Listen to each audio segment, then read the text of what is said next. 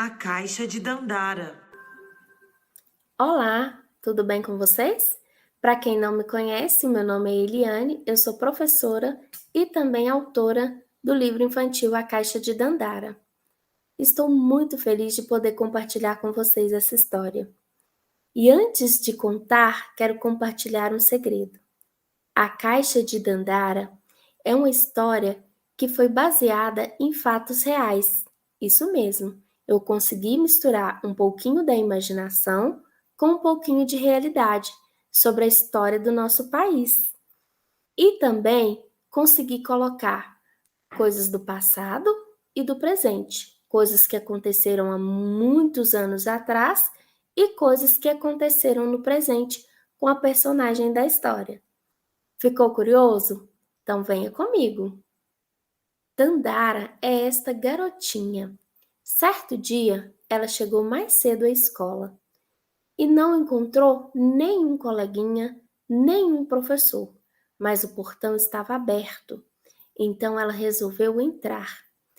E ao entrar, se deparou com uma caixa perdida no meio do pátio, uma caixa parecendo um baú. Curiosa como toda criança, ela resolveu abrir. Sabe o que ela encontrou dentro dessa caixa? Vários desenhos. Desenhos de tribos indígenas, os primeiros habitantes do Brasil. Isso mesmo, olha como eles viviam: pescavam, colhiam alimentos, usavam arco, flecha, enfeitavam o corpo, pintavam para se divertir. A Dandara também encontrou imagens de tribos africanas. Eles viviam em tribos um pouco diferentes, os costumes também eram diferentes, as casas, as vestimentas, as cores, mas eles também gostavam de pintar o corpo, de trançar os cabelos e de se enfeitar para se divertir. Encontrou também um desenho de homens brancos navegando pelo mar. E eles andavam à procura de fazer comércio, de comprar e vender mercadorias. Certo dia, localizaram um lugar muito interessante. Que lugar será este? Era bem aqui, no território brasileiro.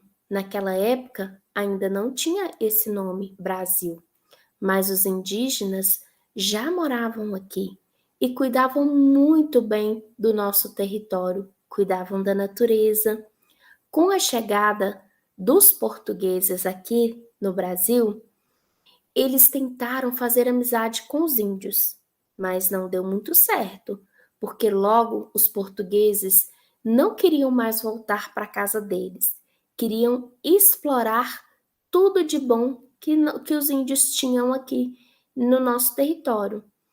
Então começaram a brigar com os índios e os índios tiveram que se esconder. Alguns adoeceram, alguns morreram, alguns fugiram para o meio da floresta. E até hoje tem tribos indígenas que ficam isolados, não querem conversar com ninguém, não querem ter contato com nenhum homem branco. Os portugueses, não conformados, foram na África buscar pessoas para trabalhar aqui no Brasil, como escravos. Não conversaram, trouxeram essas pessoas amarradas contra a vontade delas. Elas tiveram que deixar sua terra natal, a África, tiveram que deixar suas famílias, toda a vida e toda a história que eles tinham lá. Então eles vieram para cá muito contrariados. E os homens brancos não paravam de pensar no dinheiro. Queria fazer as pessoas trabalhar como escravos, tanto os índios como os homens e mulheres negras que vieram da África para o Brasil. E essa situação foi ficando muito difícil. E os homens e mulheres negras se organizaram e criaram lugares para se esconder no meio da floresta. Eles tinham que fugir dos seus patrões, dos seus donos, dos homens brancos que eram os donos do dinheiro. E eles conseguiam fugir para esses lugares e se ajudavam. Esses lugares se chamavam quilombos. Aqui no Brasil, existiram vários quilombos espalhados. Este é o Zumbi dos Palmares e esta sua companheira Dandara. Eles foram muito guerreiros e ajudaram muitas pessoas a fugirem dos homens brancos que só queriam ganhar dinheiro. Eles fizeram história. E a Dandara encontrou um bilhete. Neste bilhete, pergunta se ela conhece algum quilombola. E ela ficou pensando: será que eu conheço algum quilombola? Será que quilombola são parentes daquelas pessoas que fugiram das fazendas aqui no Brasil? Isso mesmo, são os netos, os bisnetos, os tataranetos daquelas pessoas que foram escravizadas há muitos e muitos anos atrás. Então a Dandara se lembrou de uma visita que ela fez ao Museu da Cidade. Você já visitou o Museu da Cidade? Lá ela lembra de ter lido um cartaz onde está escrito que aqui na nossa região de Patos de Minas, há muitos e muitos anos atrás, já foi um quilombo, o Quilombo dos Ambrósios. E ela encontrou mais um desenho, uma mulher negra e um homem indígena de mãos dadas, lutando contra o racismo. Eles não querem que a escravidão volte a acontecer nunca mais, porque os seus ancestrais, os seus avós e bisavós já sofreram muito com essa história de escravidão no Brasil.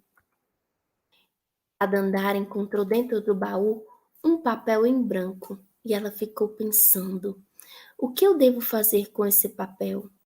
Eu posso continuar desenhando a história, mas agora eu quero desenhar uma história de amor, onde nenhuma pessoa se acha melhor que a outra. Então ela deu um grito de felicidade e disse: Viva Zumbi dos Palmares! Ela lembrou de toda a luta que ele iniciou há muito tempo atrás. Viva Dandara! E ela se sentiu tão forte, se sentiu uma heroína e gritou: Eu sou menina, eu sou negra, sou brasileira, sou guerreira e sou Dandara. E vou lutar, assim como o Zumbi dos Palmares e assim como a sua companheira Dandara, para que nunca mais haja escravidão no Brasil, para que nunca mais haja sofrimento. E ela escreveu um cartaz e disse, grito: essa luta não é só minha. Enquanto houver racismo, não tolere, denuncie.